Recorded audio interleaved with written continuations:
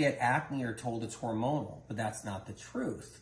Yes, acne can happen during a hormonal change like menstruation, getting your cycle, ovulation, maybe even something really stressful happening too. But people get tricked with the whole, it's hormonal. That's where the acne is coming from. Then what about the acne that comes during other times that's not hormonal? Because there's still that many people having acne at different times of the month or different times of the year, regardless of what's happening anyway. So what is it about? So what's happening here? First of all, if acne does happen when it's during a hormonal shift, like a cycle, that's because the immune system's lowering. If acne happens during a stressful situation, that's because the immune system is lowering. So we have to keep that in mind. Now, what happens when the immune system drops? Why does that matter? Because acne is caused by bacteria. That's the reason. So streptococcus is the number one bacteria that's behind acne. So let's go into that a little bit. So our lymphatic system, okay, which covers the majority of our whole body, right? More so in different areas, like the neck is a big part, a big area right there.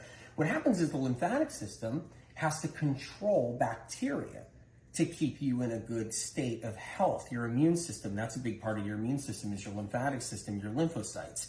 But what happens is all this streptococcus bacteria that everybody carries, like if you had strep throat in your life at one time, if you had a sty, if you had chronic sinusitis, if you ever had a UTI, a bladder infection, that's streptococcus causing that. So it stays in our system. Tonsillitis, if someone had tonsillitis, if you ever had your tonsils removed, streptococcus lives with us our whole entire life, and then it peaks its ugly head when our immune system drops. So it goes like this. The streptococcus stays in our body, it stays in our liver, it stays in our lymphatic system, and then when your immune system drops, it comes out. And when it comes out, it leaves the lymphatic system and comes up through the derma, right here, because that's your skin, that's your derma right there, that big hunk. It comes up through your derma, and it starts creating cystic acne. And then the doctor tries to use antibiotics to get it down, to get it under control. That's what they do, right? That's one thing they do.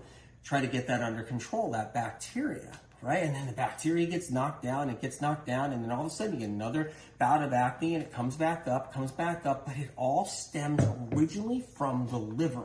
That's the place it stems from. As your immune system drops, the streptococcus leaves your liver, goes into the lymphatic system, and then you get outbreaks. Now, here's the thing. Lymphatic system, right? That's outbreaks on your neck, cystic acne on your neck, outbreaks obviously on your face, right? Your chin, your face, your hairline, outbreaks on your hairline, outbreaks on your chest, outbreaks on your shoulders, outbreaks on your back.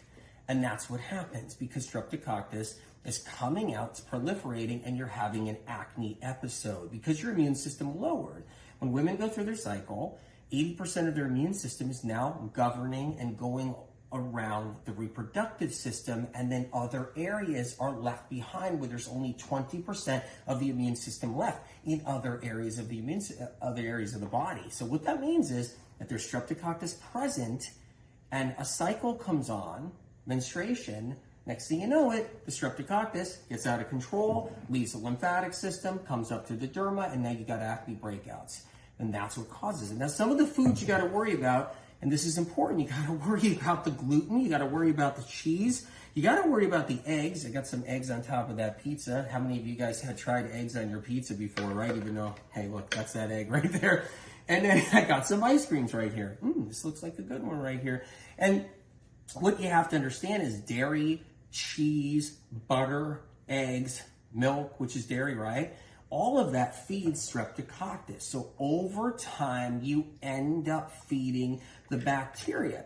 So even if your immune system drops down, if you keep your foods under control, where you're looking out for the gluten and the dairy and the cheese, if you're somebody suffering with acne, chronic acne all the time, you'll notice improvement because you're not feeding the bacteria. So when you go and you have some dairy and the dairy goes down in here, and next thing you know, that dairy's in your liver, it's feeding the streptococcus bacteria. The streptococcus bacteria is getting out of control, and then it's going up through the lymphatic system. Eventually it runs up through the derma, and now you got cystic acne breakouts continuously. So staying away from dairy, cheese, milk, butter, eggs, gluten is a big part of how to control that streptococcus bacteria. And this is just some powerful information for acne sufferers.